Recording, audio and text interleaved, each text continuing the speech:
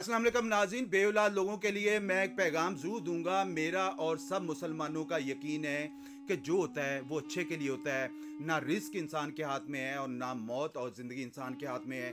जो नसीब में है वो आपको मिलेगा, जो नसीब में नहीं है वो आपको नहीं मिलेगा। अल्लाह ताला ने इंसान को कोशिश का कहा हुआ है। हज़रत ज़िकरिया अलैहिस्सलाम को अल्लाह ताला ने 77 साल के बाद औलाद से नवाजा था। वो भी तो दुआ थी, रब्बी ला तज़रनी फ़र्दम वअंत खैरुल वारिसीन। बेऔलाद लोग जितने भी हैं, मैं काफ़ी बेऔलाद लोगों को बता चुका हूँ और अल्लाह पाक के फजलो करम से अल्लाह ताला ने उनको औलाद रीना से ज़रूर नवाजा है। रमज़ान का महीना चल रहा है।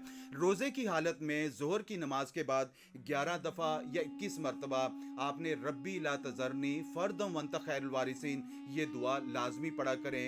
जो लोग बेऔलाद हैं, मायूस हो चुके हैं, जगह जगह से ट्रीटमेंट करवाते हैं, दवा के साथ साथ इस दुआ को भी पढ़ें। अल्लाह ताला आपको ज़रूर औलाद रीना से नवाजेगा। मेरे बेशुमार लोग, मैंने जैसे बताया, अल्हम्दुलिल्लाह रिकवर हो रहे हैं। ये दुआ है, मैंने कहा बाकी लोगों तक ज़रूर पहुंचाई जाए। बहुत सारे लोगों को पता है, वो पढ़ते हैं, कुछ लोगों को नहीं पता इसके बारे में, तो इसको ज़रूर पढ़ा करें। और अगर आपके बाप हयात है, अगर आपका वालिद साहब हयात हैं, तो आप उसके पास बैठ के उससे दुआ करवाया करें। बाप की दुआ औलाद के लिए कभी रद्द नहीं जाती है। कोशिश करें इंशाअल्लाह ताला। जो मेरी बहनें, जो मेरे भाई औलाद के हवाले से मायूस हैं, जिनकी ट्यूब बंद हो चुकी हैं, जिनके स्पम्स की ग्रोथ ज़ीरो है, जिनको फाइब्रेट्स के इशू हो चुके हैं, जो आईवीएफ करवाने के बाद भी नाकाम हो चुके हैं, मैंने उनको दवा के साथ साथ मैं ये दुआ ज़रूर बताता हूँ।